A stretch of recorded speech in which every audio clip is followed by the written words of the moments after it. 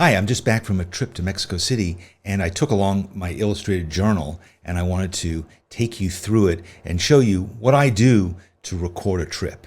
It was 6 or 7 days that I was there, and I managed to pack in a lot of art making. I have a particular way of making art when I travel, and I want to share my tools, my techniques, and my general approach so that you can do the same thing next time you go on a trip. So this is my entire art studio. There is my sketchbook, which is a sketchbook. It's called Venezia by Fabriano. This is my watercolor set, line and wash paint set by Derwent. This is a white jelly roll pen. I would take a couple of these, which are Fudnosuke's pens by Tombow. They're the usual pens that I draw with. This is a water brush, which is a brush that has a plastic handle, and you can unscrew it here and you can fill it with water, so you always have water to do watercoloring with. It's a decent brush. And this is my Pentel Pocket Brush Pen, which was very, very useful. And these are my colored pencils, Inktense pencils by Derwent. But when I would go out on a typical day around Mexico City, I would take the journal, and I would take this pen and this pen, and the rest stayed at the hotel. And I would draw during the day and write notes, and then I would come back at night and I would add color and add detail and do some more corrections. A lot of times you can't bring in huge bags of stuff with you into museums, but you can always carry a book under your arm and you can put these in your pocket. So that was doable. I would have loved to have had all this stuff with me all the time, but in a way it was actually probably better for me that I didn't, because it's when you're with a group of people, as I was with, we had an incredible art historian who's a lecturer at Columbia and also a curator of the Museum of Modern Art, who was leading us around telling us about the modern architecture of Mexico City. We had several other people there who were also curators and big art collectors. So, they were on the move. I couldn't just say, hey, I'm sitting down here for half an hour setting up all my painting studio. No, I had maybe 5 or 10 minutes generally that I could just dash out something. A lot of times what I would do is I would then take a picture of what I'd done so that I could then at least look at it later on and go, oh yeah, remember the colors. I didn't draw from the photo. I used them as reference. And that was kind of my strategy, was to get as much done as I could, as quickly as I could. And then when I had some leisure and I wasn't going to interfere with other people, I could do it. So I was able to always be with the group of friends that we were traveling with and never hold them up and be annoying. So let's go and have a look at what I did. So this journal, if you followed my Inktober things, you would know that this is the journal that I did my Inktober stuff in. And I had some pages at the back, so I used them for this Mexico City journal. And this is you might recognize this from the flag of Mexico. It is a symbol that is the symbol of Mexico City, and it's become the symbol of Mexico too. An eagle eating a snake standing on a cactus. And I wrote here the story of how the Aztecs, they traveled down from Texas to what now is Mexico City, and they saw this thing, and they said, great, this is where we're going to build our city. And so I sort of tell that story here. So this is a fairly cartoony depiction, but I did it quickly, and I kind of did it from my imagination, so that's why I look like that. This is the Museum Nacional de Antropología, Anthropology Museum in Mexico City. It's the third largest museum in the world, which amazed me.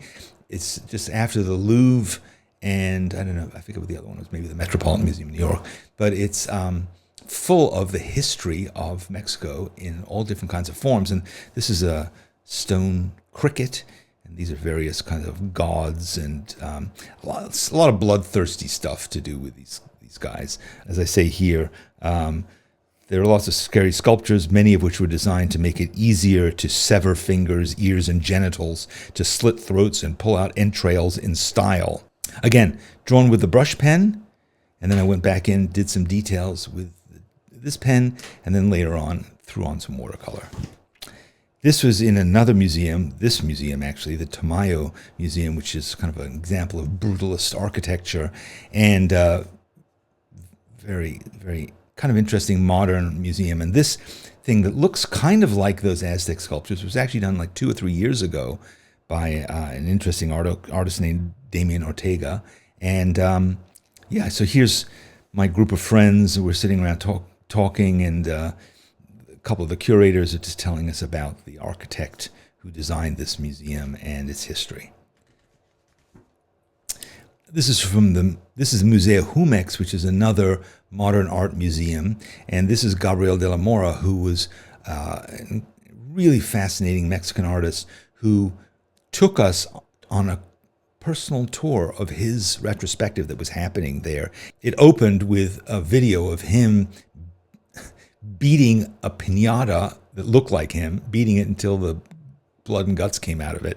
It's kind of fascinating, and he had just so many incredible art things, and I kind of describe it here. There were perfect canvases covered in butterfly wings, in 487,635 eggshell fragments, a piece with 3,000 layers of paint, 3D models of all of his family's skulls, including those of his disinterred father, sister, and stillborn niece, paintings made with thousands of human hairs, weavings made of Himalayan sheep wool, sculptures of thousands of burned matches, and so on. This is the Metropolitan Cathedral in the middle of the city center. It's actually built on where the Aztec pyramids and temples were, right in the center of town. And there's a lot of civil unrest in Mexico City. People just, not civil unrest, but people protesting. Teachers going on strike, or people protesting corruption. When they know that there's going to be a protest, they surround their historical buildings with these steel barricades. This is a hurdy-gurdy man, military veterans who are allowed to, I guess, in lieu of a pension, they get to make music, kind of unpleasant music, and people give them tips. This is the Museo Vivo del Muralismo, which is an incredible museum dedicated to murals in Mexico City.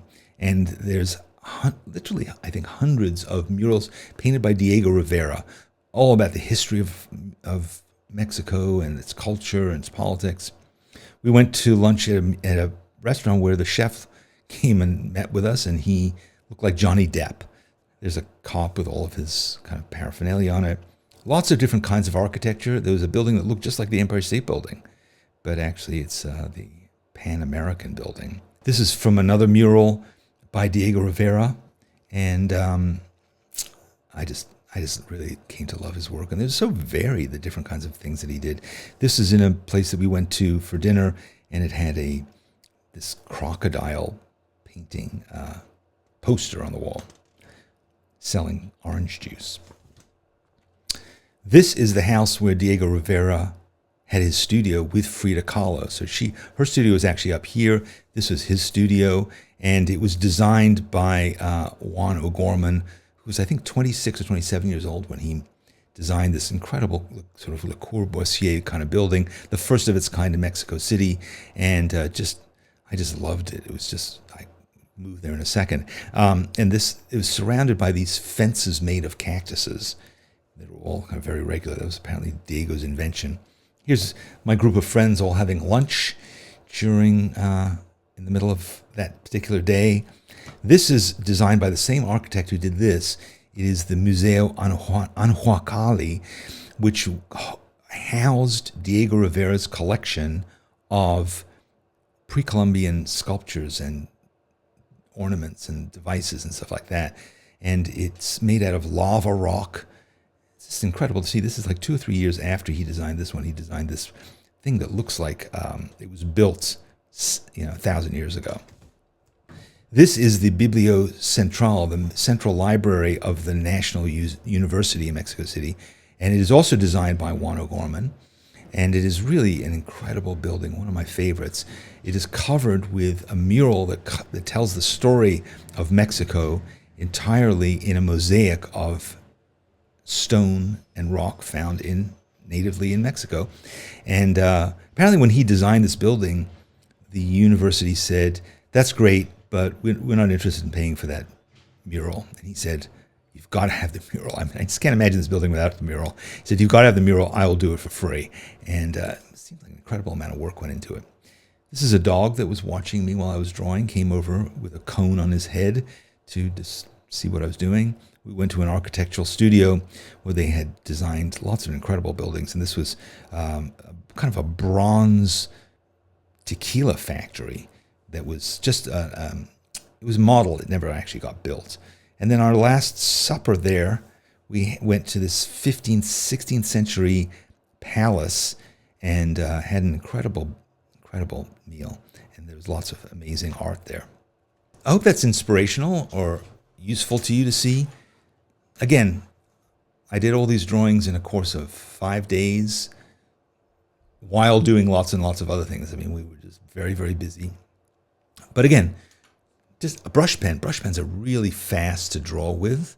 And I would just note it down. If I had time, I would do some more detail with my kind of narrower technical pen.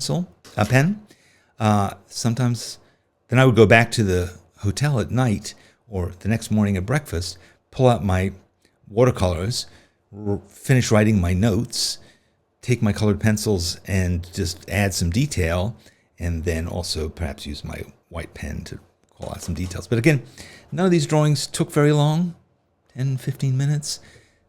The key point was that they were really about memory. They were about my impression of that moment that I was there in Mexico City. And that's what I wanted to do. I didn't want perfect drawings. I also took a bunch of photos. Sure, I have the photos, but what was most important to me was to capture that feeling I was having when I was there. So it didn't have to be perfect drawings. They're not going to get framed. Nobody needs to see them except you. But they are a memory device for me so that years from now, I can go back and look at this and I'll be teleported back to this trip and I'll get to see this again. That's the thing. We go on vacations, we go on trips, we spend a lot of money on hotels and airfare and food and so forth.